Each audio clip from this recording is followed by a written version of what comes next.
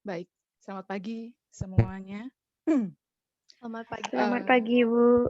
ya, eh, Bu, sebelumnya saya agak nervous perkenalan. nih. Ya, Jadi saya di sini moderator yang akan memandu Ibu juga. baik. Jadi sebelumnya kita kenalan dulu ya sama Ibu Gloria Yuliani Theodora. Mungkin di sini saya akan membacakan sedikit background education Ya, dan juga beberapa working experience. Jadi Ibu Gloria Yuliani Theodora ini merupakan asisten manager produk India Market dengan education background di SD Pius Bakti Utama Kutoarjo, SMP Pius Bakti Utama Kutoarjo, SMA Santa Maria Yogyakarta, dan merupakan alumni Sekolah Tinggi Pariwisata Bali dengan program studi MKP. Betul, Bu? betul Lalu sekali. dengan working experience-nya pada tahun 2004 hingga 2007 di Pakto Convex Niagatama sebagai project officer. Lalu pada tahun 2007 hingga 2008 di NGO MCPM IBIF sebagai project officer. Lalu pada tahun 2008 hingga 2009 di Belua Asia Pasifik sebagai project officer.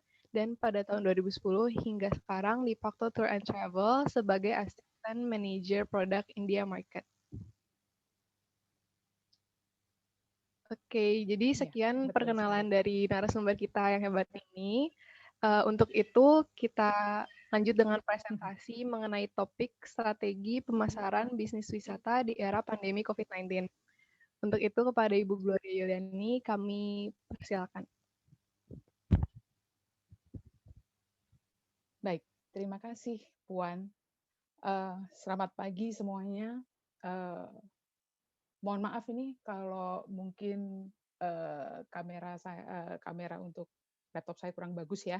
Semoga yang penting kalian bisa mendengar suara saya. Gitu. Cukup jelas suara saya?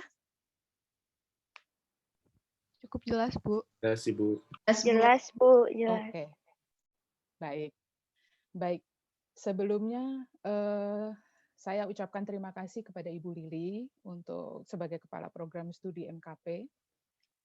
Kemudian terima kasih juga kepada dosen-dosen pengajar di program studi MKP untuk kesempatan yang diberikan kepada saya bisa sharing pengalaman saya kepada rekan-rekan mahasiswa MKP pagi hari ini. Mungkin saya dari pengalaman mungkin masih banyak orang yang lebih hebat dibanding saya di luar sana. Cuman saya berusaha, saya senang sekali saya dikasih kesempatan untuk bisa sharing di sini gitu. Oke, jadi sebelumnya saya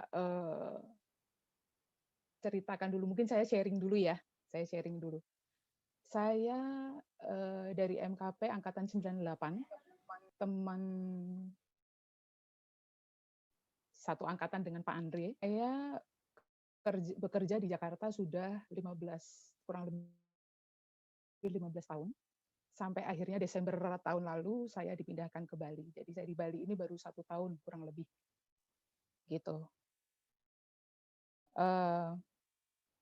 Awal perkenalan saya dengan Pakto itu boleh dibilang diprakarsai dari kampus juga sih sebenarnya. Jadi dulu awal-awal saya itu ikut program kayak daily work untuk meeting gitu. Jadi saya ikut kerja sambilan. Kebetulan event penyelenggaranya itu adalah Pakto Convex waktu itu. Nah, seingat saya itu tidak pernah mengambil jam kuliah selama saya mengambil kerja sambilan itu, gitu. Nah, karena keseringan saya kerja sambilan itu, saya menjalin komunikasi dan relasi yang baik dengan tim Pakto Convex. Sampai akhirnya, begitu saya lulus dari kuliah, saya ditarik untuk bekerja di Pakto Convex. Kalau dulu awalnya itu adalah saya kerja di lapangan, maksudnya di hari H, tahu-tahu udah beres, saya cuma tinggal pelaksanaan aja. di Pakto Convex saya diberi kesempatan untuk punya pengalaman untuk menyiapkan semua event dari awal sampai akhir, dari hello sampai goodbye, gitulah boleh dibilang. Nah, dari situ saya sempat cari pengalaman di tempat kerja yang lain, itu pun juga ada kaitannya dengan relasi saya sebelum-sebelumnya, sampai akhirnya di tahun 2010 sampai November 2019 saya bekerja di Pakto Travel Jakarta, satu divisi juga untuk yang di sini inbound. Kemudian saya ditarik ke sini di Desember 2019 sampai saat ini untuk market yang sama, yaitu produk India market gitu. Oke, hari ini saya hanya akan sharing pengalaman saya selama saya bekerja di Pakto dengan kondisi pandemi seperti sekarang ini ya. Oke. Baik, mohon slide selanjutnya.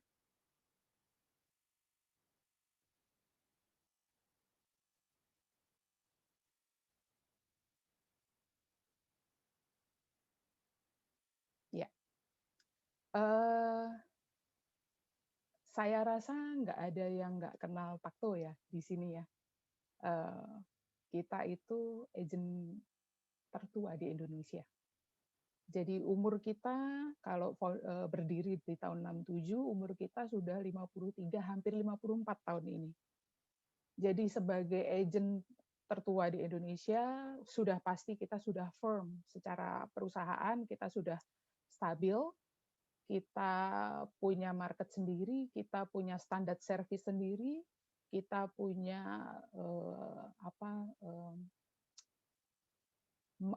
targeting market yang jelas gitu. Nah, kita starting dari tahun 2020 kita mengubah nama kita menjadi Pakto Destination Management Company gitu. Jadi yang kita tangani itu adalah untuk market-market untuk nationwide. Jasa yang kita berikan adalah terkait dengan tour dan pariwisata, tour dan wisata. Kemudian kita punya 5 cabang di 5 kota besar di Indonesia. Itu ada Jakarta, Bandung, Jogja, Surabaya, Medan, dan Bali. 5 cabang ini mereka berdiri sendiri. Di Jakarta kita sebenarnya punya satu divisi inbound. Kalau di Bali itu memang pusatnya untuk inbound untuk di Indonesia, untuk Pakto inbound itu ada di Bali. Tapi untuk bagian produknya kita ada yang di Jakarta, gitu. Jadi market di Jakarta, kemudian biar kalau lompat, ada support juga dari beberapa daerah ini yang akan membantu kita untuk menjembatani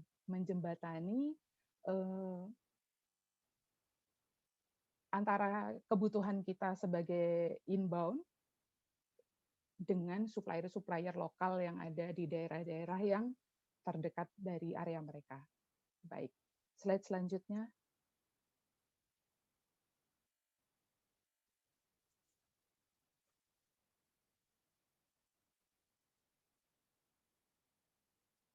Baik, seperti sudah saya sampaikan tadi bahwa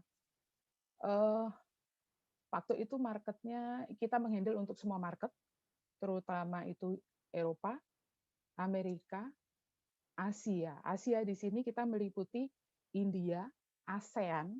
ASEAN ini adalah Asia Tenggara. Jadi Singapura, Malaysia, Vietnam, Thailand, Filipina, sometimes. Kemudian Middle East market. Jadi ini setiap market ini punya karakteristiknya beda-beda. Dan maka dari itu yang handle untuk setiap market ini beda orang. Beda penanggung jawabnya beda, karakternya berbeda, jadi kita saling support aja. Karena untuk sampai saat ini kita ada pergeseran juga dari karakteristik setiap market. Jadi kayak market India, ini saya berbicara market yang saya pegang sendiri. market India itu sekarang sudah mulai melirik destinasi-destinasi yang dikunjungi sama Eropa. Ini sebenarnya hal baru, karena basically sebenarnya untuk market India sendiri tidak terlalu suka untuk bertualang ya, tidak terlalu suka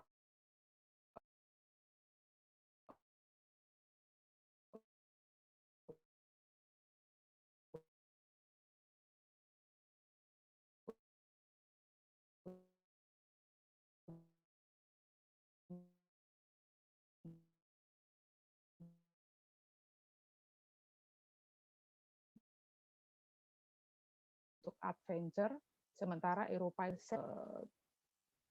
kita menghandle untuk tour transfer seluruh Indonesia. Seperti sudah kita tahu bahwa kita punya 5 cabang tadi di 5 kota besar di Indonesia yang saya bilang tadi. Jadi mereka akan bantu kita support untuk menyediakan jasa dan layanan sesuai dengan yang kita butuhkan. Gitu. Kemudian kita menghandle juga untuk MICE dan laser,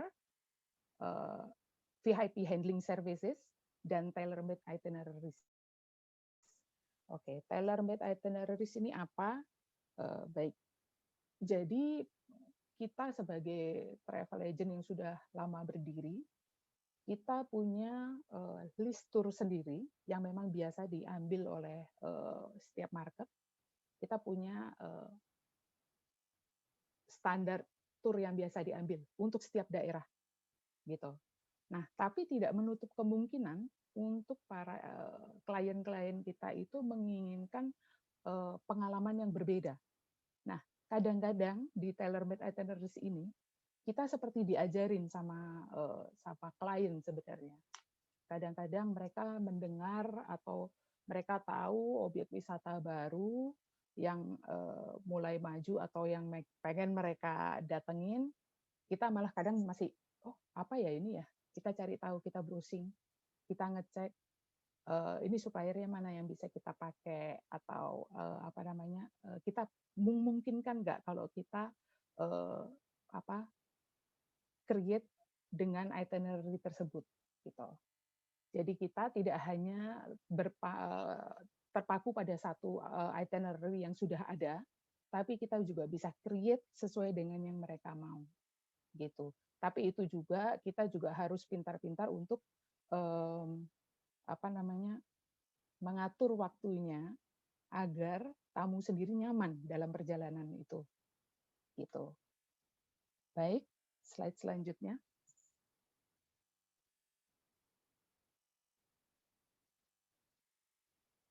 Baik, COVID-19 impact. Kita semua tahu bahwa kondisi pandemi ini benar-benar menghantam semua sektor kehidupan kita. Kalau kita di Bali, itu berasa sekali kehidupan kita ditunjang dari pariwisata. Jadi begitu ada COVID-19 ini, itu terasa sekali. Kalau saya boleh share untuk pengalaman saya di Pakto, kita per April 2020 itu kita sudah tidak ada kedatangan sama sekali karena terkait dengan pandemi yang mulai merebak. Kemudian dari pemerintah langsung aksi untuk menutup semua border juga. Jadi tamu itu sudah nggak ada di Bali istilahnya ya. Kalaupun ada, mungkin adalah tamu-tamu yang mungkin mereka tidak bisa kembali ke negaranya karena kondisi negaranya masih di lockdown, jadi mereka masih stay di sini. Tapi itu pun mereka tidak tinggal yang di hotel atau apa, tapi mereka mungkin mencari villa murah yang bisa mereka sewa untuk selama periode tertentu gitu ya. Gitu, boleh dibilang seperti itu. Jadi dari bisnis pariwisata sendiri itu pendapatan pemerintah juga turun kan karena hampir 70 triliun revenue itu hilang karena pandemi ini. Ini saya ambil dari Jakarta Post di bulan Juli 2020. Jadi kita pahami sekali ya bahwa kondisi pandemi ini benar-benar merenggut semua usaha kita, gitu. Dari segi hotel, restoran, semuanya terhenti. Kalau dulu kita ngelihat di daerah Kuta, Seminyak, Canggu, kita mau ke daerah sana udah pasti macetnya bukan main. Sekarang mau ngebut juga udah nyampe itu, sampai kemana, ke Canggu, mau ke pantai gitu. Paling berapa menit udah sampai di sana. Sesepi itu, karena semua bisnis seperti terhenti karena pandemi ini. Gitu. Baik, slide selanjutnya.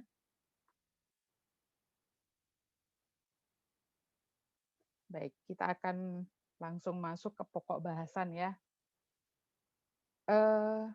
Lalu apa yang menjadi strategi kita untuk bisa bangkit di kondisi ini? Pakto sendiri sebagai salah satu agen tertua, ibarat kata nih, tahun-tahun sebelumnya, 2019 ke atas, itu kita bekerja, apa yang kita kerjakan itu selalu menghasilkan. Kasarnya seperti itu. Tiba-tiba di tahun 2020, semuanya terhenti, karena border ditutup. Wisatawan mancanegara tidak bisa masuk ke Indonesia. Sementara, seperti saya sudah jelaskan tadi, bahwa market utama kita adalah wisatawan mancanegara yang mau ke Indonesia. Gitu. Ini agak tantangan buat kita untuk tetap bisa bertahan di kondisi seperti ini. Awal-awal di kondisi pandemi itu kita tidak bisa melihat apa yang terjadi 3 bulan, 4 bulan ke depan itu akan apa, seperti apa, apakah border akan dibuka, akankah pandemi ini akan segera selesai. Gitu. Nyatanya adalah semakin setiap bulan itu perubahannya tuh cepat sekali. Perubahannya cepat sekali. Jadi banyak perusahaan travel agent mungkin yang tidak bisa bertahan. Ada juga hotel-hotel yang mungkin juga harus tutup terpaksa karena tidak ada tamu. Jadi situasinya udah seburuk itu istilahnya, gitu ya. Nah, gimana nih kita untuk bisa bertahan dengan kondisi seperti ini? Sudah pasti kita harus merubah target market kita. Nggak mungkin kita hanya mengandalkan all market sementara border ditutup. Nggak mungkin kan tamu akan datang ke Indonesia, mau lewat jalur mana gitu. Jadi kita berpikir market mana nih yang harus kita tembak nih istilahnya untuk kita bisa bertahan di situasi seperti ini nih. Nggak ada pilihan lain selain kita pegang market domestik. Dan mungkin kalian aware yang sudah saya ceritakan tadi dari awal bahwa Pakto ini biasa handle untuk worldwide market. Tiba-tiba kita handle untuk domestic market gitu. Jadi sebenarnya agen-agen kecil juga pasti berpikir, wah kok Pakto sekarang ambil market domestik juga diambil juga gitu. Tapi ya mau gimana lagi, kita butuh untuk bertahan gitu ya. Jadi market domestik ini satu-satunya market yang memang bisa kita gapai untuk saat ini. Nah, selain itu, untuk market domestik sendiri, melihat situasi yang sekarang terjadi, kita harus memahami juga karakteristik market domestik yang akan ambil paket wisata kita. Sudah pasti, market domestik berbeda dari all market. Dengan situasi yang sekarang ada ini adalah banyak orang yang kehilangan pekerjaan, banyak orang yang pengurangan gaji mungkin dengan situasi ini, tapi mereka juga sudah bosan dengan kondisi karantina di dalam rumah selama beberapa bulan. Saya kira kayaknya 6 bulan setelah di rumah, orang sudah mulai bosan deh. Pengennya yang, aduh saya pengen liburan nih, Kenapa makanya kalau ngelihat berita di TV, begitu ada longgar sedikit, semua orang pada pergi. Longgar sedikit, orang-orang Jakarta pergi ke puncak karena udah yang paling dekat itu. Orang-orang Jakarta pergi ke Bandung mungkin karena lebih dekat hitungannya gitu. Nah, kalau dengan situasi yang seperti ini, berarti kita harus membuat produk yang memang dibutuhkan oleh market domestik dengan budget yang pastinya akan lebih murah dibandingkan market lainnya. Mengingat bahwa situasi-situasi ini kan situasi ekonomi yang sekarang ini terjadi, sudah pasti tidak akan daya beli mereka tidak akan sama seperti sebelumnya. Nah, kemudian kita memahami tren yang sekarang ini ada. Mengingat bahwa pandemi ini begitu cepat menular kalau ada di ruang tertutup dan dingin mungkin ya, lembab gitu ya. Makanya kan mengurangi untuk berkerumun di tempat tertutup. Jadi kita tawarkan beberapa aktivitas yang memang menarik untuk untuk domestik ini, yang Instagramable, yang lagi ngetren di kalangan anak muda, misalnya. Tapi ini yang pasti outdoor. Misalnya kalau sekarang ini yang lagi ngetren itu kayak ngopi di daerah Kintamani. View-nya cantik sekali, ngopi, santai, ngobrol, makanan juga sudah enak di situ, gitu kan. Jadi gimana kita caranya mempresentasikan yang lagi ngetren ini untuk market-market domestik untuk mau datang ke Bali, gitu. Kemudian untuk poin yang kedua, seperti yang kalian tahu, sekarang teknologi sudah sangat berkembang sekali. Teknologi sudah mulai menjadi salah satu sarana untuk penjualan. Makanya sekarang sudah mulai ada pergeseran travel offline, dan sekarang sudah mulai ada travel online atau OTA kita sebutnya, online travel agent. Kalau Pakto kita lebih ke offline travel agent gitu. Nah, basically kita ini handle untuk B2B market, bukan B2C market. Tapi karena kondisi seperti ini, kita nggak bisa mengandalkan hanya untuk B2B market, tapi kita juga harus bisa langsung terjun untuk bisa nge-grab klien-klien itu sendiri gitu. Nah, gimana caranya untuk bisa mempromosikan apa yang kita sudah buat ini sampai ke orang yang akan mengambil jasa kita? Ya salah satunya adalah mengubah cara penjualan kita dari offline menjadi online. Kita sudah mulai memakai sarana media sosial. Mungkin kalau anak zaman sekarang Facebook, Instagram, Twitter itu adalah hal yang biasa gitu ya. Jadi kita ambil itu, kita pakai media sosial ini untuk kita pakai untuk sarana kita berjualan. Nah, untuk salah satu yang saya ambil salah satu contoh, sekalian saya promosi nih ya. Jadi kita punya Instagram, namanya Pakto DMC. Mungkin dari kalian bisa mulai lihat di Instagram kalian, Pakto DMC. Apa aja aktivitas kita yang ada di situ. Memang kita baru, tapi kita coba untuk konsisten tetap ada di aktif di media sosial ini. Jadi kita selalu dalam 1 bulan sekali kita pasti ada Instagram Live. Nah, di Instagram Live ini apa yang kita tawarkan ke para follower kita? Kita tawarkan produk-produk hotel yang bisa kita yang recommended untuk kita jual ke market domestik. Kemudian ada juga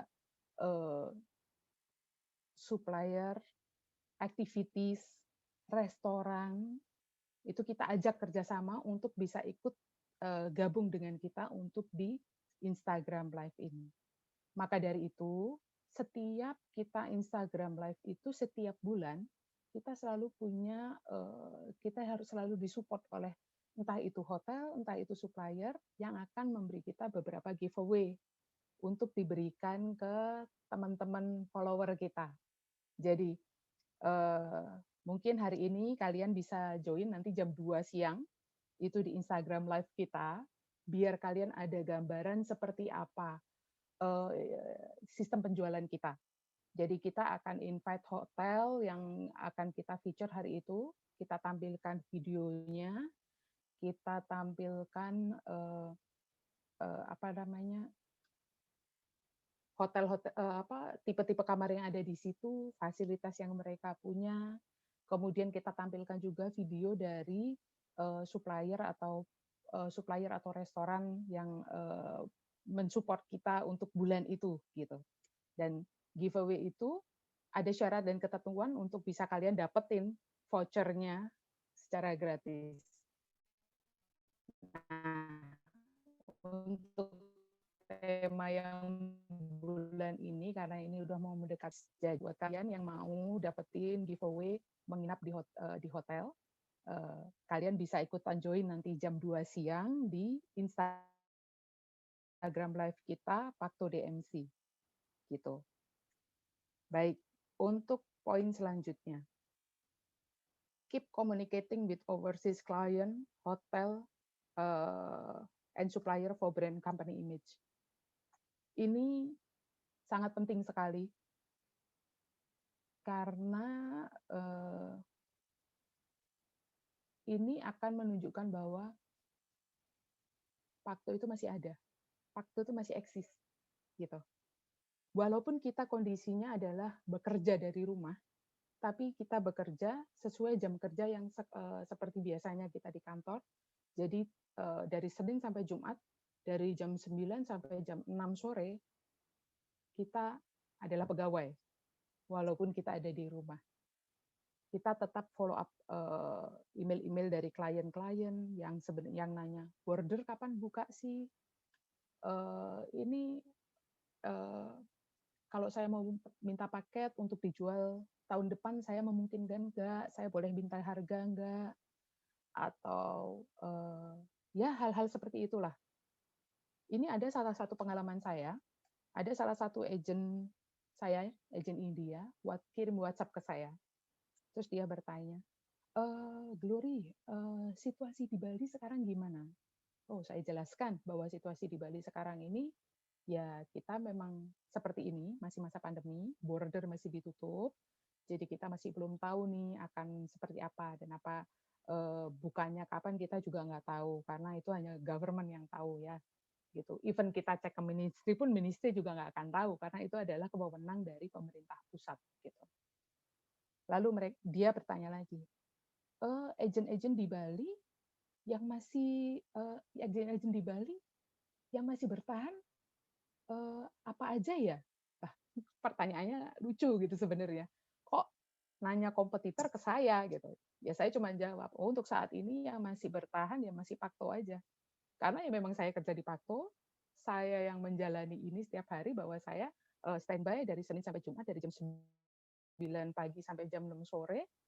Jadi itu kelebihan saya. Saya bisa menjual branding saya bahwa nggak ada yang masih aktif cuma Pakto gitu.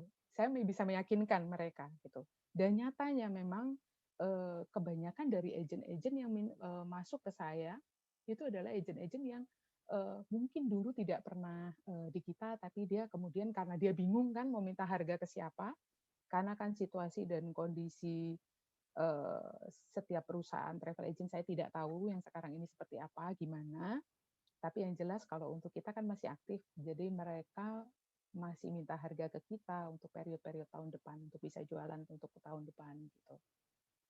Oke, kemudian menjalin komunikasi dengan hotel. Ini sangat penting sekali. Penting untuk kita apa kalau bahasanya tuh lobbying ya. Nggak, jadi kita harus jalin hubungan baik sama hotel karena tanpa support mereka kita bukan apa-apa gitu ya. Situasi ini dirasakan sama-sama.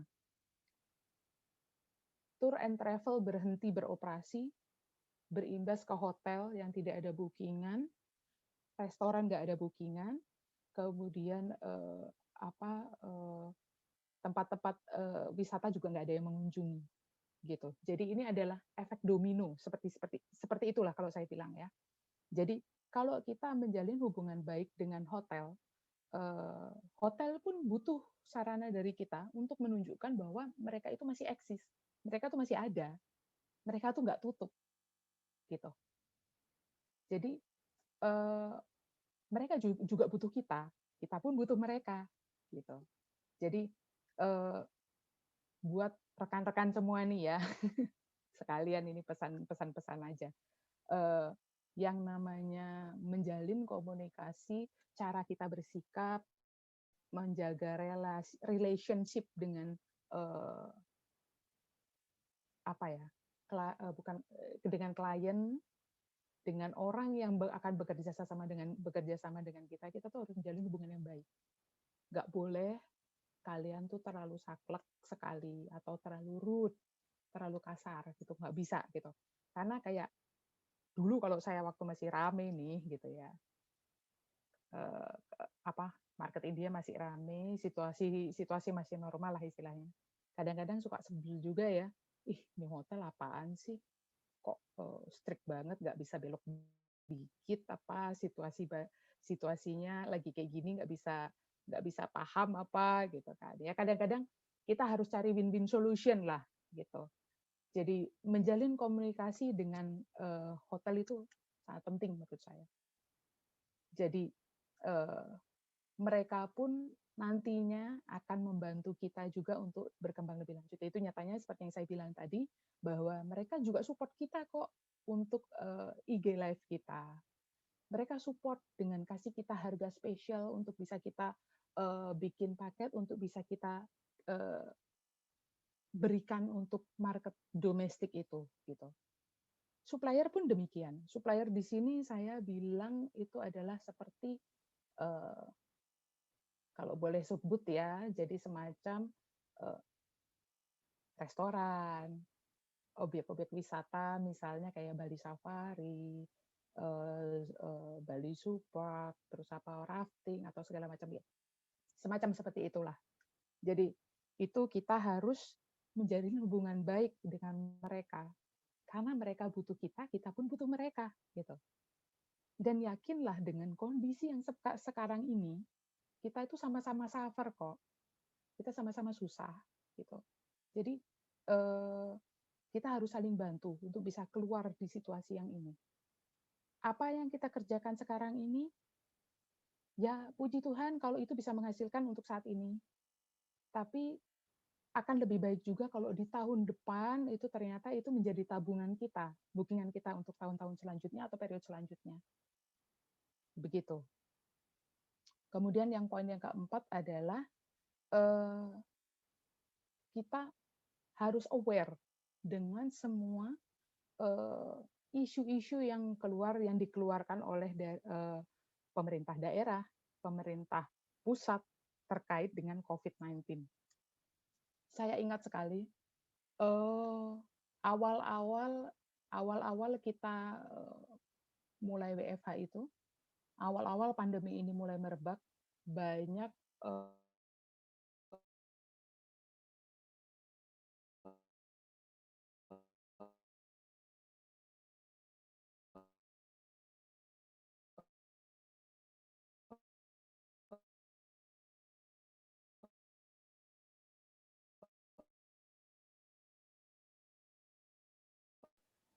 Mohon maaf Bu Glory, mungkin agent itu suaranya kurang kedengaran. Ya. Mungkin oke, baik.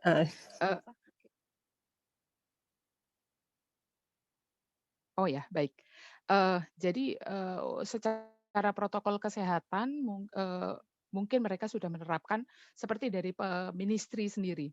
Dari Ministry kan sudah mengeluarkan sertifikasi untuk CHSE, di mana sertifikasi ini harus diambil untuk semua hotel, semua restoran, untuk bisa sebagai garansi bahwa mereka sudah menerapkan protokol yang untuk menahan penyebaran COVID-19. Jadi kan kita berharap bahwa mereka yang akan datang ke Bali ini, mereka pun akan pulang dan kembali dengan dalam keadaan sehat. Kita nggak mau ada yang terjadi, oh mereka habis pulang liburan kok malah kena COVID-19, kesalahannya ada di mana gitu. Kayak kita nggak mau. Jadi sebenarnya seperti kayak hotel, mereka sudah mulai menerapkan CHSE protokol dari mereka datang, pelayanan tamu pada saat mereka datang, kemudian pada saat mereka membersihkan kamar, kemudian restoran-restoran itu mereka sudah mulai, mungkin dulu kapasitasnya 100, sekarang udah dibatasi jadi 50 gitu kan. Jadi mereka tuh pengen yang seperti itu gitu. Jadi kita harus aware juga, oh ternyata ada peraturan ini karena ada ini terkait dengan COVID-19 ini. Terus mengenai border, kita paham sekali waktu awal-awal pandemi kemarin itu 6 bulan setelah dari kita work from home itu, kita cukup berharap bahwa border akan segera dibuka. Dengan situasi pandemi mungkin sudah mulai menurun. Tapi nyatanya pandemi mulai merebak jadi planning yang dari border akan dibuka di bulan September akhirnya nggak jadi. Karena jumlah pasien COVID mulai bertambah. Jadi dari pemerintah pun mengantisipasi agar tidak terjadi lonjakan, jadi ya udah border jangan dibuka dulu gitu. Itu hal-hal yang seperti itu yang harus kita pahami. Kemudian mengenai visa. Dulu kita bisa visa on arrival. Nah, kalau sekarang dengan kondisi yang seperti ini impossible sekali kita mau visa on arrival gitu ya. Walaupun kita punya kerjasama dengan negara itu mungkin baik, tapi karena situasi seperti ini semua mungkin sama. Jadi syarat-syarat untuk kunjungan agak diperketat biar penyebaran COVID-19 ini nggak terlalu merebak gitu ya. Gitu. Baik, slide selanjutnya.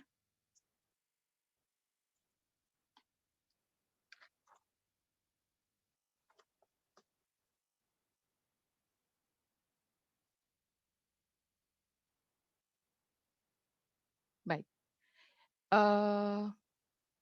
Saya memang sengaja tidak menyediakan slide terlalu banyak biar kalian tidak bosan. Jadi yang saya share tadi itu adalah poin-poin penting yang kita ambil saat ini untuk kita bisa bertahan di situasi sekarang ini. Gitu. Jadi kita bisa simpulkan bahwa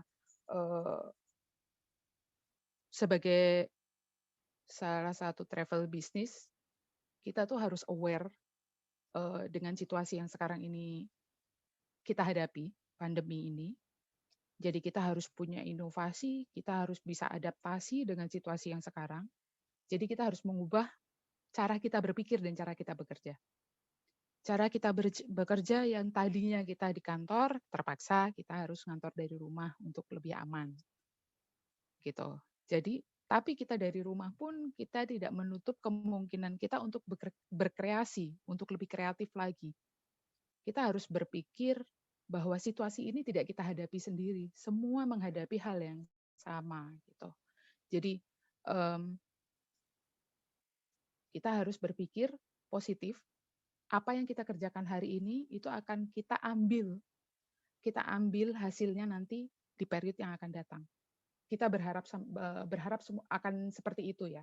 Jadi kita berharap semua pandemi ini selesai. Apa yang kita kerjakan saat ini itu memang sebagai tabungan kita untuk revenue kita di target yang akan datang gitu. Kemudian transform your travel business. Jadi seperti yang sudah kita sampaikan tadi bahwa basically Pakto itu adalah offline travel agent.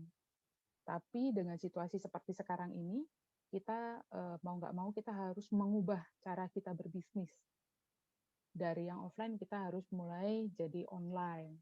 Kita harus jualan di media sosial, kita ikut untuk di platform-platform internasional atau platform yang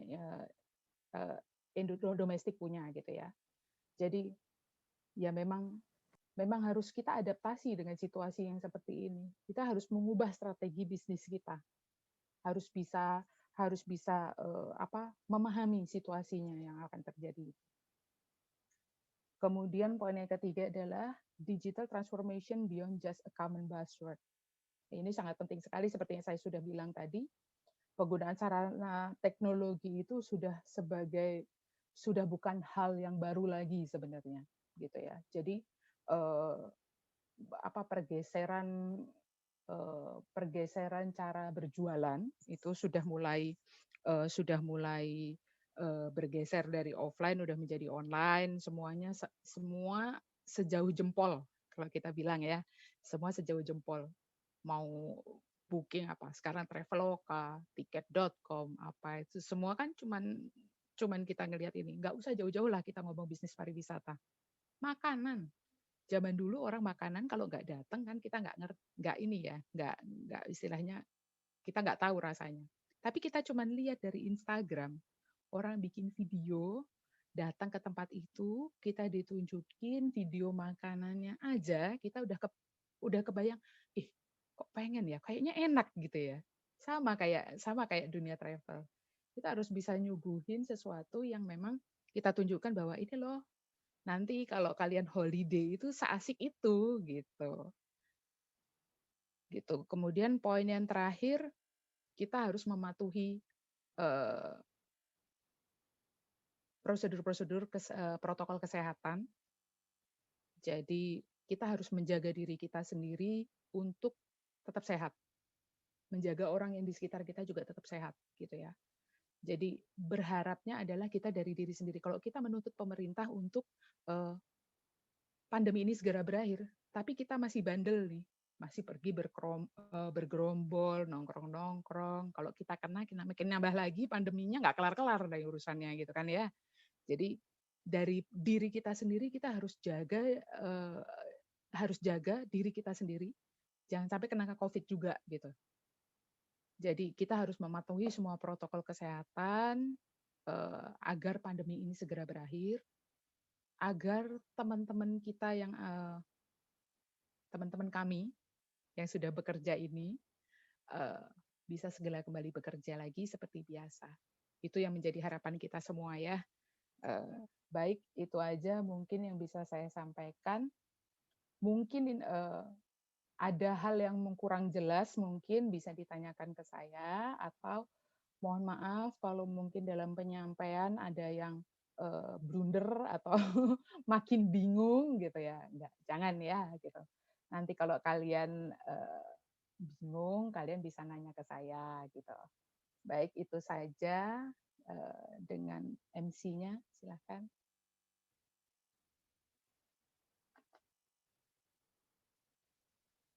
Oh ya, ini titipan sponsor nih, ini wajib nih ya. Jadi yang sudah saya sampaikan tadi bahwa kita punya Instagram Live 1 bulan sekali. Nah ini kita temanya untuk bulan ini adalah tema untuk Valentine. Jadi buat kalian yang mau Valentinean sama pasangan, sama temen baik gitu ya, ikutlah kalian ini, pantengin IG Live kita untuk bisa dapat giveaway. Jadi ada giveaway-nya, ada yang menginap di Aston Canggu, bisa untuk cara membuat coklat. Nah, nanti kalian cobalah, kalian follow Pakto DMC, nanti kalian lihat sendiri, ikutin aja. Baik, itu aja. Terima kasih banyak kesempatan dan waktunya. Baik, terima kasih Bu Gloria atas presentasinya yang sangat amat keren dan hebat. Kita lanjut ke sesi tanya jawab. Bagi yang memiliki pertanyaan, bisa dengan fitur raise hand atau di kolom chat.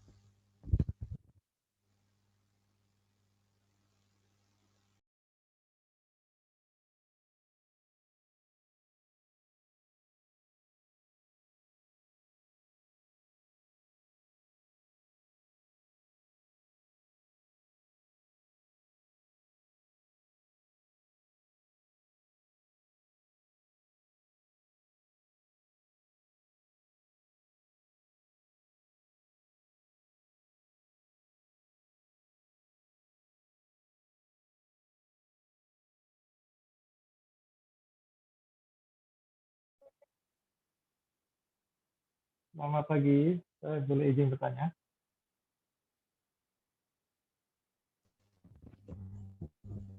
Baik, itu yang izin bertanya. Siapa kalau boleh tahu perkenalan terlebih dahulu? Saya Hanugrah. Oh iya Pak, silakan Pak. Bapak dosen kita ingin bertanya. Apa kabar Bulia? Kabar baik Pak Andre. Puan nggak kenal suara saya ya Puan. Maaf Pak. Nah, harus buka Aduh, gini Andre, loh dari zaman bertanya. kuliah sampai sekarang masih aktif aja ya, Andre. Mohon maaf izin pakai masker ya karena lagi kantor. Ini mungkin perlu di-sharing dikit ya. Tadi terima kasih udah sudah sharing tentang apa yang dilakukan oleh League Legend ya kondisi seperti ini. Karena bisa menginspirasi juga bagi mahasiswa kami untuk tetap semangat di industri pariwisata ini. Mungkin juga perlu di-sharing Bu Lia. Gimana sih mungkin ada tips atau trik untuk menjalin relationship-nya itu biar hubungan dengan industri, dengan hotel, dengan usaha atraksi itu tetap baik. Contohnya misalnya tadi di Instagram, kan sudah ada promo ya, memberikan giveaway segala macam. Lalu dari satu sisi mereka juga sedang berjuang kan untuk apa namanya bisa survive di kondisi seperti ini. Tapi mereka masih bisa ngasih giveaway. Itu gimana ya? Jadi sharingkan juga nggak kuliah? Terima kasih. Iya, baik. Jadi seperti ini, seperti yang saya sudah bilang tadi bahwa kita itu saling membutuhkan ya. Jadi kita butuh mereka, mereka pun butuh kita gitu. Nah, kita punya sarana untuk bantu mereka mempromot produk yang mereka punya gitu. Jadi kalau saya pribadi biasanya saya memang kalau kita sudah menjalin hubungan baik dengan hotel biasanya hotel itu gampang ya gitu. Dan ini kita juga di luar itu kita membicarakan masalah hubungan baik kita sebelumnya. Jadi dulu mungkin masa-masa normal bookingan kita ke mereka juga banyak atau relationship kita juga memang sudah baik dari awalnya dan mereka juga butuh kita untuk membuktikan bahwa mereka tuh masih eksis gitu. Mereka masih ada. Karena kan mereka sendiri juga butuh suffer, mereka butuh tamu juga gitu. Sama seperti kita. Gitu. Jadi kalau untuk gimana mereka bisa kasih giveaway, itu cara kita berkomunikasi aja ya. Gimana saya bilangnya ya. Jadi karena memang hubungan kita baik dengan sales-nya, kita bilang bahwa kita punya IG Live, kita punya program ini seperti ini, seperti ini, seperti ini, dan mereka mau support ke kita gitu. Jadi ya itu gitu. Tapi mungkin tidak banyak ya gitu ya. Mungkin mereka bisa kasih ada 1 atau 2 giveaway yang bisa dikasih ke kita gitu. Itu aja sih yang bisa.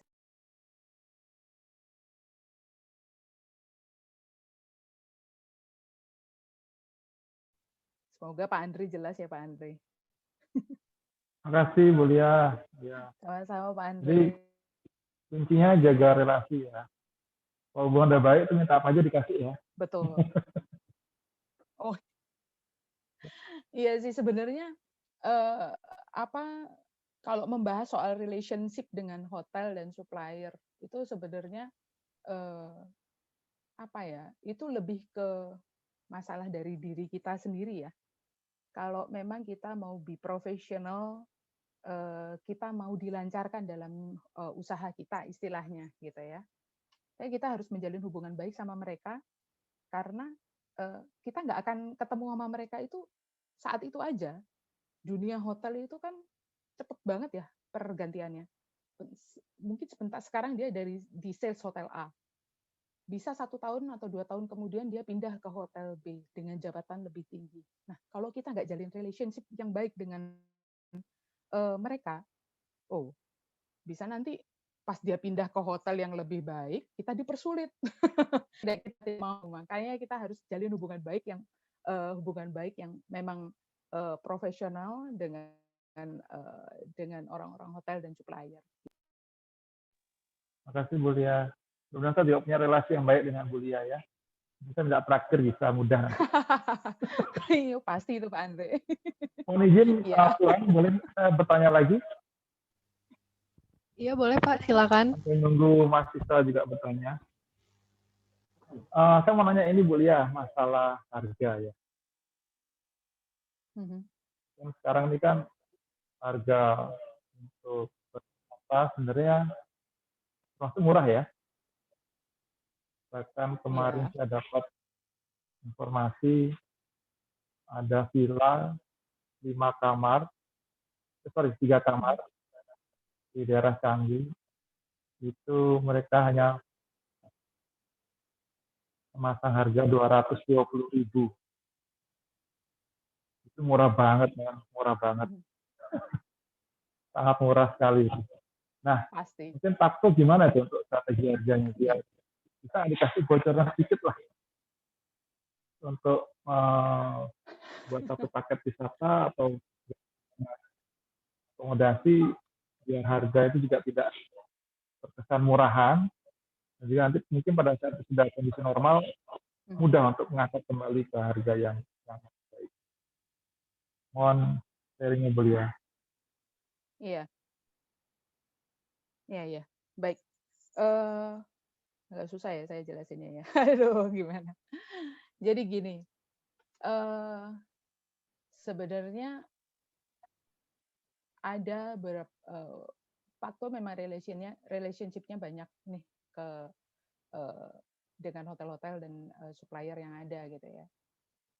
Dengan situasi pandemi yang saat ini sebenarnya banyak hotel dan villa itu yang banting harga. Kadang-kadang kita suka, duh, ini hotel kok harganya segini gitu ya.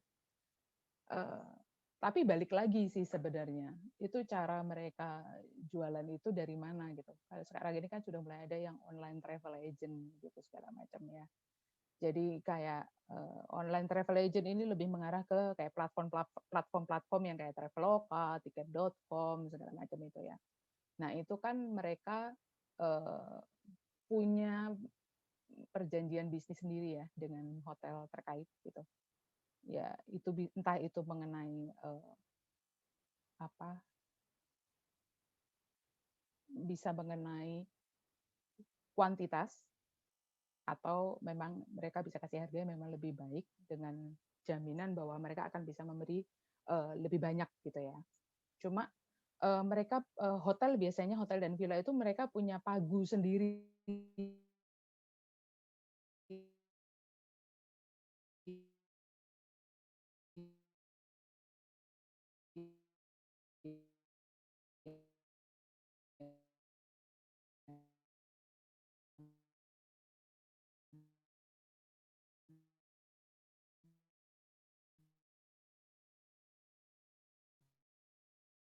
Untuk yang harga yang online, kalau lebih banyak yang balik ke mereka itu adalah tamu-tamu yang memang biasa memang nginep di tempat mereka gitu. Kalau membahas mengenai harga yang bagus gitu ya, itu kadang-kadang kita juga gak habis pikir sih, kadang-kadang kita juga bingung gitu ya. Karena itu memang wewenang dari mereka juga sih. Kadang-kadang kalau misalnya mereka kasih harga ke kita dan harga jual mereka yang mereka publish ternyata lebih tinggi, lebih murah dari harga yang kita terima, kita pun akan balik ke mereka. Loh, kok lu jualan sendiri harganya segini, sementara lu kasih ke gue harganya segini, terus lu mau gue ngasih lu apa nih, gitu kan. Jadi kita ya, yang saya bilang tadi, kita harus kasih win-win solution. Cuma kadang-kadang kan memang kita harus lebih aware kalau kita beli lewat online travel agent, karena kan harga yang mereka feature juga kita harus baca detail nih. Karena harga yang mereka feature itu bisa jadi harga mereka itu room only, tanpa breakfast, atau belum termasuk pajak, 21%. Nah itu yang kadang-kadang kalian nggak aware gitu. Orang-orang yang booking tuh nggak aware. Tiba-tiba nanti pada saat datang, loh kok saya nggak dapet breakfast atau apa gitu. Jadi bedanya di situ ya. Terus kalau di online travel agent dan offline travel agent, sebenarnya di offline travel agent itu kita tidak se-strict online travel agent. Jadi misalnya kita booking, ada tamu booking ke kita. Dari tamu booking ke kita tuh kita masih punya batas waktu untuk ada cut off date-nya untuk kalian bisa mutusin kalian mau benar confirm atau enggak gitu. Kalau confirm kalian kan harus melakukan pembayaran gitu kan. Tapi kalau untuk OTA itu kan ada kemungkinan kalian angus, nggak bisa balik duitnya. Nah kalau sama kita mungkin kalian masih bisa reschedule tanggal. Ternyata saya nggak bisa nih tanggal segini, memungkinkan nggak kalau saya rebooking dengan harga yang sama? Nah nanti kita bantu untuk rebooking. Nah itu yang membedakan untuk antara online travel agent dan offline travel agent sebenarnya. Jadi kalau kita ngomong masalah harga, itu sebenarnya full wewenang dari hotel dan villa tersebut. Karena nggak semua hotel dan villa itu mereka menjalin kerjasama yang baik dengan travel agent gitu. Jadi ya mereka rilis harga ya banting-banting harga aja gitu. Maksudnya ya nothing tulus gitu kan ya. Yang penting mereka ada tamunya gitu. Itu sih yang bisa saya sampaikan sih Pak Andi. Baik, makasih banyak Bu Lia. Silakan Puan, mungkin ada banyak pertanyaan itu. Makasih Puan. Baik, terima kasih Pak Hanu atas pertanyaannya dan juga Ibu Gloria atas jawabannya. Kita lanjut ke pertanyaan selanjutnya, ada di kolom chat dari Natalia Danayanti. Selamat pagi Bu, mohon izin bertanya, di dalam kondisi COVID-19 ini, bagaimana Pakto DMC dalam menetapkan harga? Apakah dengan cara membanting harga merupakan jalan terbaik dalam menjual produk, atau membiarkan harga tetap normal? Silakan jawabannya Ibu Gloria. Dengan Natalia Danayanti. Jadi gini, dengan situasi yang seperti sekarang ini, hotel juga butuh tamu juga sebenarnya. Hotel itu butuh tamu dari kita juga. Jadi banyak hotel yang memang sudah menurunkan harga drastis sekali gitu. Mungkin ada hotel yang bintang 5 di pinggir pantai, dulu tuh harganya nggak akan boleh turun di bawah 1,5 juta. Sekarang mereka bisa jual di bawah 1 juta. Gitu. Nah, sekarang apakah kita akan tetap di harga normal atau kita tetap jual dengan banting harga? Sebenarnya istilahnya bukan banting harga ya sebenarnya.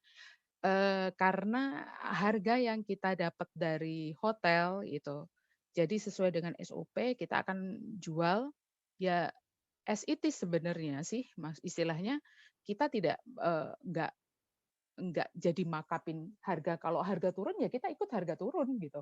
Kita jualnya juga turun gitu. Kalau harga naik ya mau nggak mau kita feature naik. Cuman kita sendiri pun dengan kondisi pandemi yang sekarang ini sudah pasti kita harus aware dengan situasi harga hotel di sekitarnya. Jadi kalau misalnya ada hotel A, B, C, lokasinya sama. Jadi rata-rata mereka jual 700, 800, terus antara 700, 800 ada nih satu hotel tiba-tiba cuma 1 juta gitu ya. Nah, kalau kita terima kontrak dengan harga seperti itu, kita pasti akan, lah ini hotel tetangga lu aja jualnya segini, masa lu jualan segini gitu kan ya. Jadi biasanya kita akan, Bu, nawar dong. Nah, Pak, nawar dong. Kita kasih harga yang lebih bagus karena kita dapat harga dari yang similar. Jadi kita membandingkannya hotel itu misalnya klasifikasinya yang sama, misalnya Kuta Paradiso dengan Holiday Inn Baruna atau Patra itu hampir similar gitu ya. Jadi dengan hotel yang similar itu kita harus patokannya dari situ. Kalau mereka harganya kurang lebih segitu ya selisih-selisih dikit gitu. Ada satu nih hotel nyeleng sendiri nih, beda sendiri nih, harganya naik beda sendiri gitu. Ya kita tawar ulang gitu. Jadi sebenarnya apa yang kita jual itu adalah apa yang memang kita terima dari mereka gitu. Jadi bukan banting harga juga sebenarnya karena basically apa yang membuat kita bertahan di situasi pandemi sekarang ini karena kita punya konsistensi SOP dalam penjualan harga. Jadi kita nggak mau main, oh yang penting lu booking sama gue, yang penting saya dapat bookingan nih reguler banyak gitu. Tapi keuntungan saya dikit. Itu nggak bisa bikin saya bertahan di situasi yang seperti ini. Kenapa Pakto bisa bertahan di situasi seperti ini? Ya karena kita punya konsistensi dalam kita mengelola keuntungan kita gitu. Itu aja sih. Semoga Natalia paham ya, atau ada yang Oke, baik. Jadi bukan membanding harga ya, Bu, tapi juga menentukan harga yang pas. Betul. Baik, selanjutnya terima kasih kepada pertanyaan tadi dari Natalian Danayanti. Selanjutnya kita ke pertanyaan Arisanti. Izin bertanya, Bu, melihat fenomena pariwisata beberapa waktu lalu pada saat liburan akhir tahun, bisa kita lihat bahwa ada banyak sekali wisatawan domestik yang datang ke Bali dengan menggunakan kendaraan pribadi. Mungkin mereka beranggapan bahwa dengan menggunakan kendaraan pribadi, mereka akan mengeluarkan biaya yang lebih sedikit, mengingat pendapatan masyarakat kini mengalami penurunan akibat pandemi ini.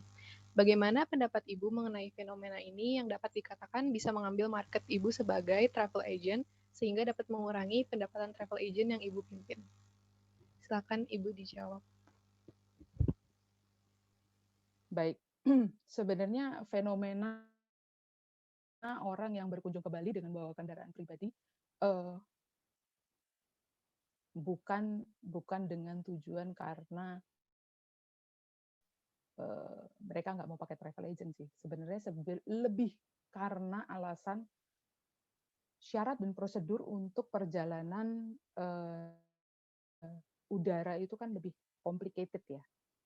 Udah gitu, resiko mereka untuk tertular COVID itu lebih besar karena mereka bersama-sama dengan orang lain sepanjang perjalanan di ruangan tertutup ya, pesawat gitu ya, jika saya boleh bilang gitu. Jadi orang lebih nyaman kalau mobil sendiri karena kan mereka orangnya itu aja, mereka dipastikan sehat sebelum pergi, sudah pasti sehat juga istilahnya ya lingkungan mereka tuh nggak berubah gitu. Itu aja gitu. Itu lebih untuk safety mereka. Nah, kalau untuk seperti itu tidak menutup kemungkinan untuk kita jualan aktivitas sih sebenarnya. Hotel, aktivitas gitu. Karena to be honest kita juga pernah menerima bookingan yang dari Jakarta, dari Surabaya, mereka hanya booking hanya untuk activities only. Atau mereka hanya booking untuk hotelnya only. Karena kan mereka lebih berpikir mereka akan lebih mudah, istilahnya mereka sudah diatur semuanya, tinggal mereka check in check out, mereka bayar ke kita, pokoknya semua udah beres gitu. Jadi kalau fenomena pergi berwisata dengan kendaraan pribadi sebenarnya bukan karena mereka tidak mau pakai travel agent gitu, tapi karena lebih untuk memudahkan mereka meminimalisasi resiko untuk terkena COVID karena akan mereka perginya dengan orang yang mereka kenal, berangkat dan pulang istilahnya nyaman lah dengan keluarga sendiri atau memang dengan teman sendiri, tapi memang kita sudah pastikan bahwa mereka sehat gitu. Yang kedua ya karena syarat-syaratnya lebih mudah aja. Itu aja sih kalau menurut pendapat.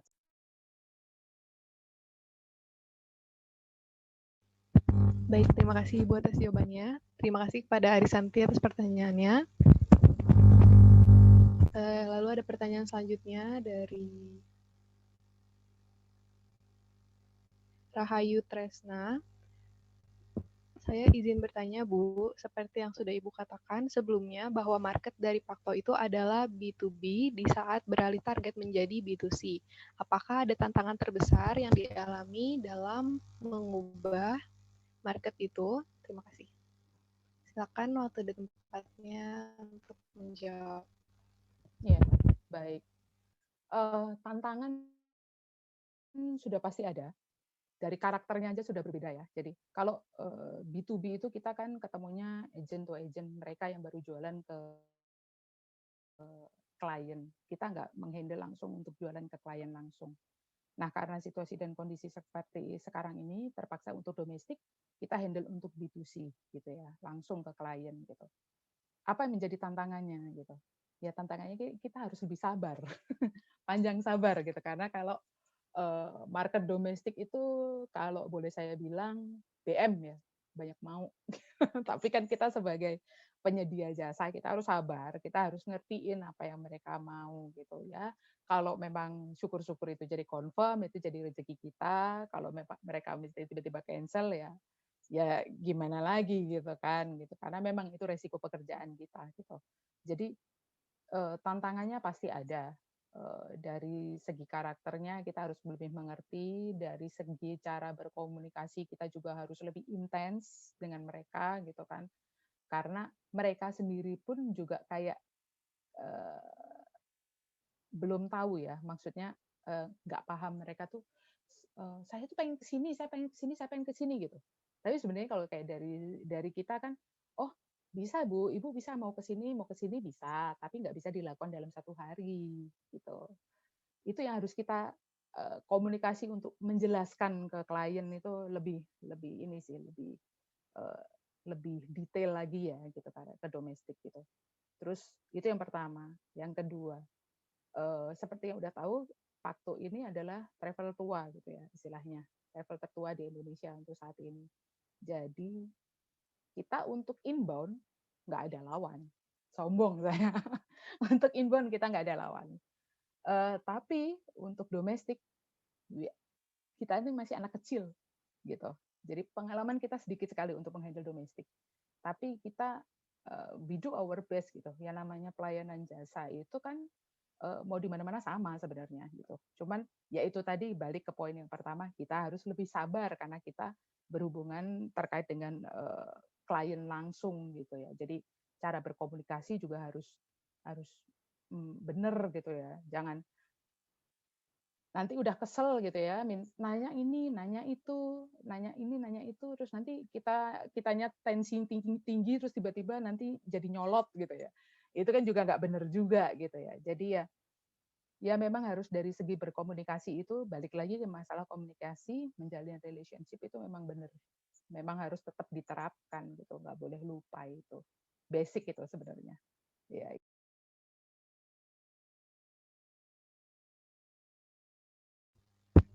Baik, terima kasih Ibu. Jadi intinya adalah kesabaran dan juga menjaga komunikasi ya Bu. Betul, betul. Baik, terima kasih kepada Rahayu atas pertanyaannya. Lalu ada pertanyaan dari Dewa Angga. Selamat pagi Ibu, izin bertanya, bagaimana cara dari Agent Pakto untuk mengelola perputaran finansialnya agar bisa tetap bertahan di saat pandemi seperti ini? Apakah seperti akhir tahun lalu yang banyak adanya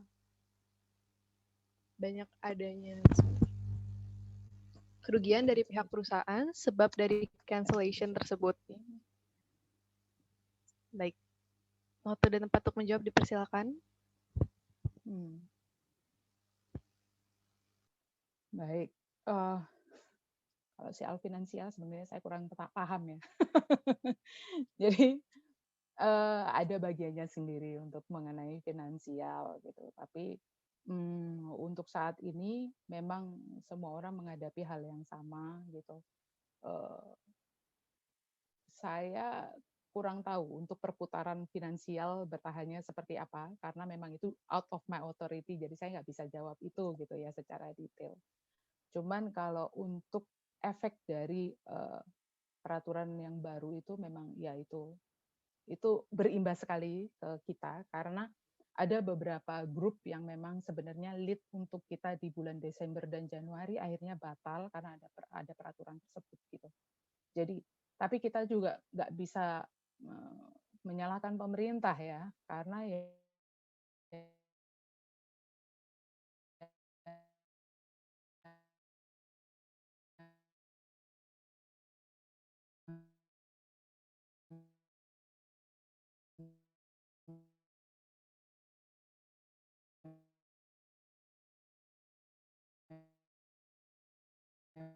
memang kondisinya Maaf Ibu, putus-putus suaranya. Oh, oke. Oh gitu, maaf ya, maaf. Mungkin internet saya kurang stabil nih.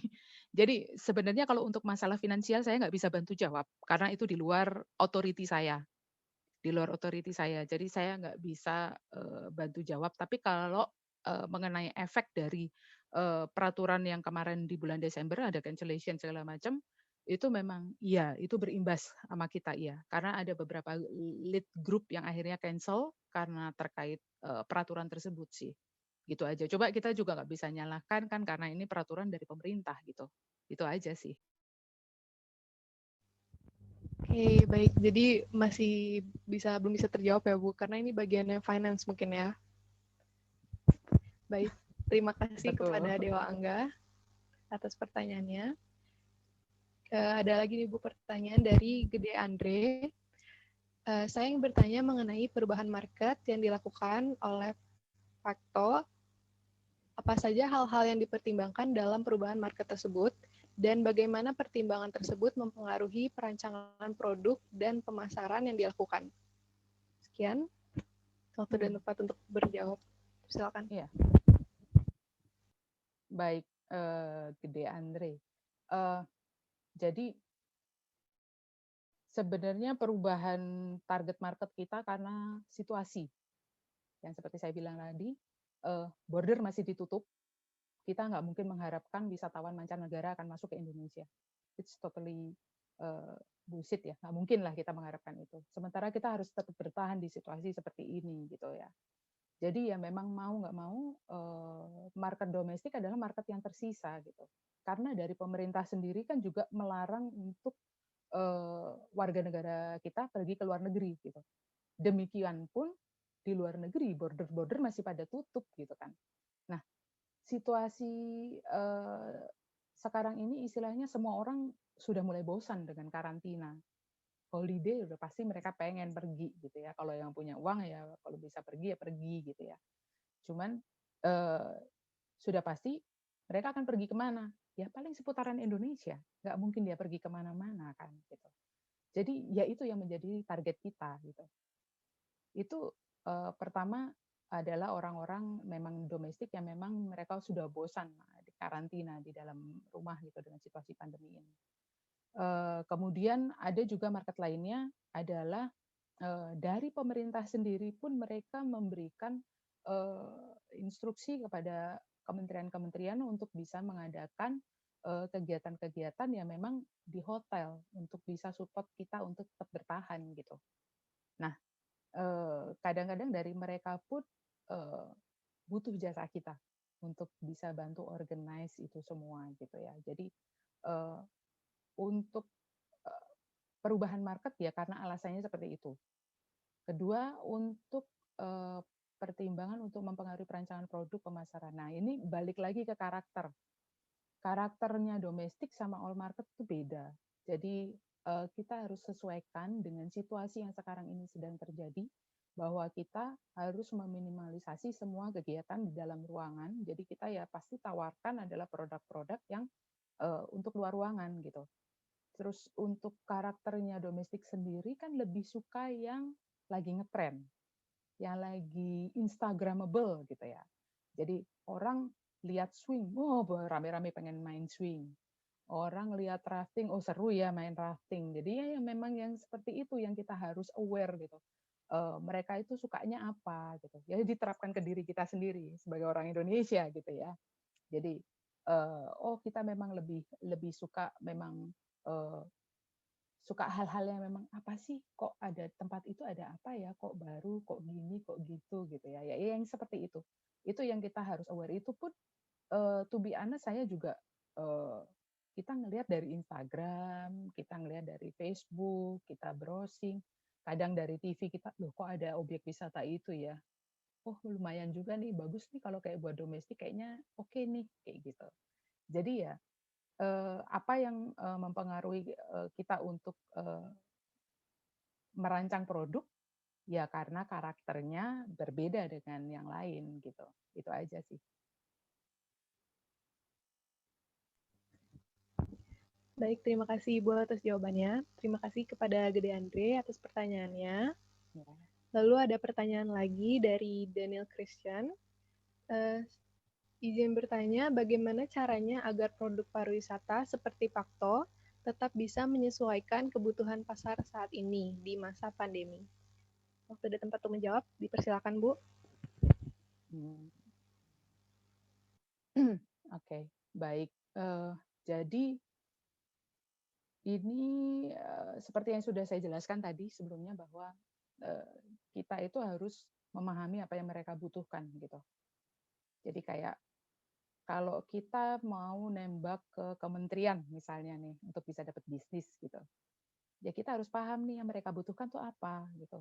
Oh, kita mau butuhnya itu meeting, habis meeting terus nanti kita masih mau jalan-jalan tapi nggak mau ke tempat yang terlalu rame atau gimana. Ya itu yang kita siapkan.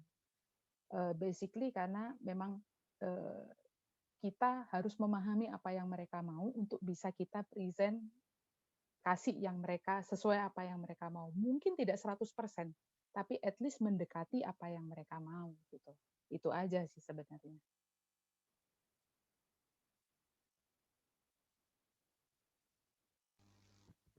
Oke, jadi berarti sebelumnya kita harus mengerti dulu ya Bu, apa saja kebutuhan yang diperlukan untuk seperti tadi mengajukan ke pemerintahan.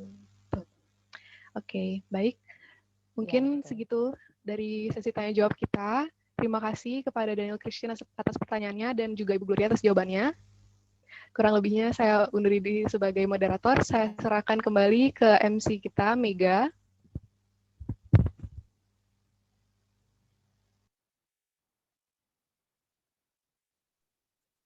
Baik, terima kasih moderator kita, Puan Sula Kaisya. Terima kasih juga kami sampaikan kepada Ibu Glory Yuliani atas informasi dan ilmu yang telah diberikan. Semoga apa yang telah disampaikan tadi dapat bermanfaat bagi kita semua. Sebelum lanjut ke acara berikutnya, dimohon bagi seluruh adik-adik, teman-teman, dan kakak-kakak mahasiswa agar mengisi link absen yang nantinya akan diunggah pada kolom chat. Hadirin yang berbahagia, acara selanjutnya adalah penyerahan sertifikat yang akan diserahkan langsung oleh Ibu Koordinator Program Studi Manajemen Kepariwisataan dan dilanjutkan dengan sesi foto bersama. Kepada seluruh hadirin disilakan untuk menghidupkan kameranya. Mohon sertifikatnya ditampilkan. Pak Gian.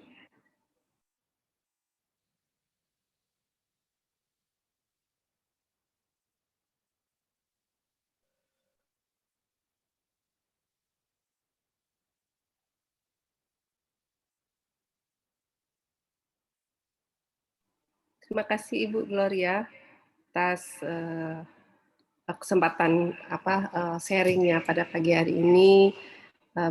Tadi sudah ditunjukkan sertifikat yang sudah ditunjukkan oleh Pak Gian. Silakan dilanjutkan. Waktunya foto bersama. Adik-adik silakan hidupkan kameranya.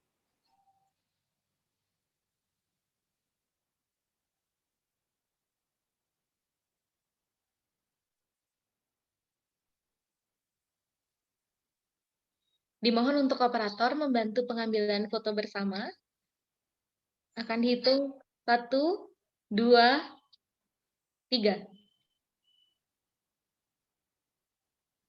Mungkin sekali lagi. 1, 2, 3. Baik, terima kasih semuanya.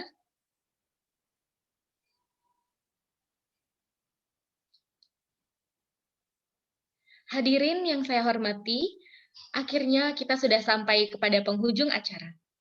Saya Mega Dewi, selaku pembawa acara, mengucapkan terima kasih yang sebesar-besarnya dan mohon maaf apabila ada kesalahan kata dan kekurangan selama memandu acara ini.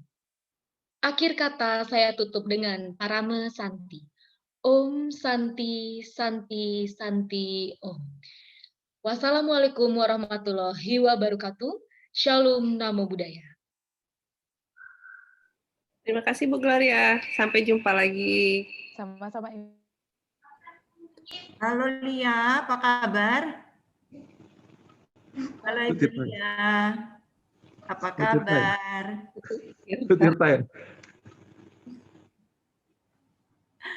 Lia, tahu aja Lia bingung.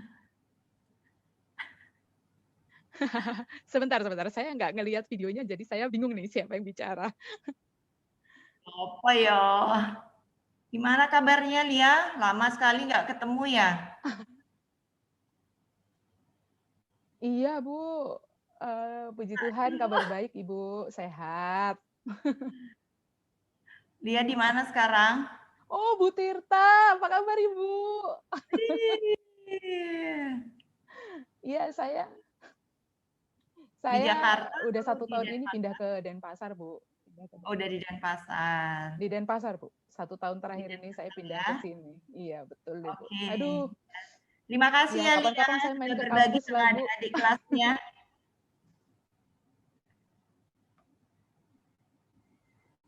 Sukses buat karirnya.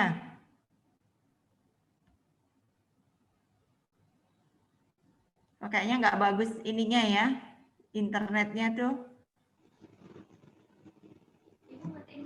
Kasih kesempatan berbagi. Bu Tita, dan lampunya selalu mati di rumah, Bu. mengevaluasi. Jadi Gelap, Bu, kalian di sini, Bu. kalau memang Enggak, Ibu di kampus.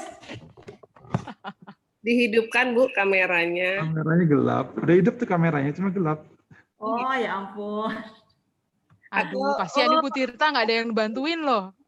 Enggak, di sini maaf Jadi buat adik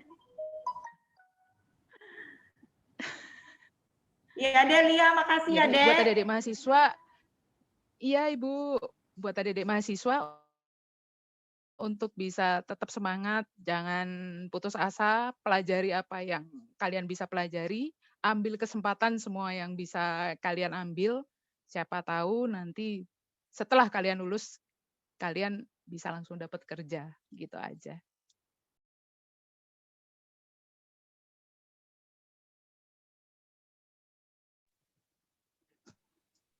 Adik-adik bisa kasih tepuk tangan dulu buat Bu Lia, yuk kita di reaction-nya itu. Oke, terima kasih Bu Lia, sampai jumpa lagi. Mungkin Ibu masih ada kesibukan, Ibu dapat meninggalkan Baik, terima kasih Bu. room pada pagi hari ini. Terima kasih sekali lagi Bu Lia, Baik, sampai Bu. jumpa lagi. Sampai jumpa Jangan kapok-kapok ya Bu, nanti semuanya. kalau Terima diminta kasih. di narasumber. Terima kasih, Bu Lia. Kapan Ya, makan Bu. bareng lagi. Terima kasih. Thank you, Andre. Yo.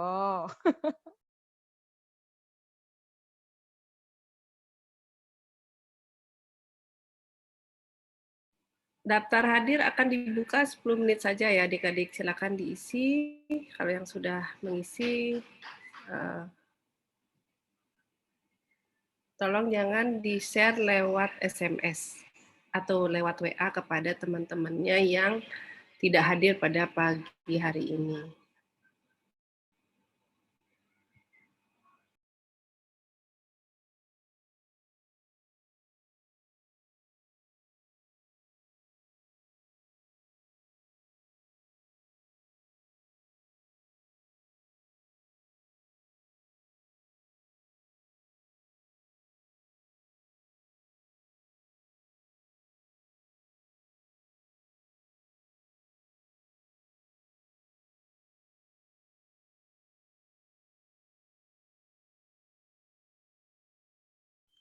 Makasih Mega, makasih Puan.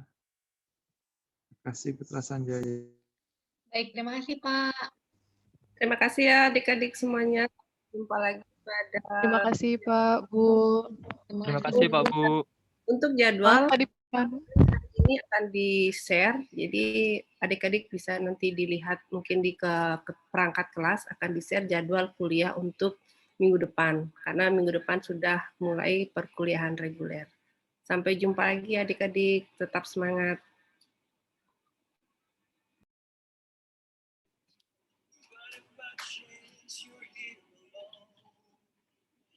Can I have a moment?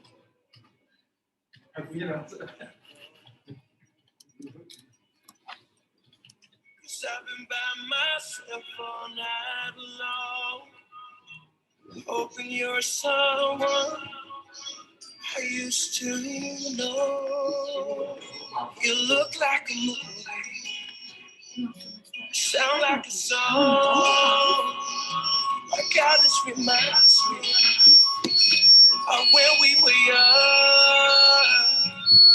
Let me photograph you in this life, in case it is the last time that we might be exactly like we were before we realized we were sad of getting old. It made us restless. It was just like a movie. It was just like a song. I was so scared to face my fears, 'cause nobody told that you'd be near. And I swear you moved overseas. That's what you said when you left me. You still look like a movie. You still sound like a song. My God, this reminds me of where we are. Let me photograph you in this light, in case it is the last time that we might be exactly like we were before we realized we were sad, getting old, it made us restless. It was just like a movie. It was just like a song.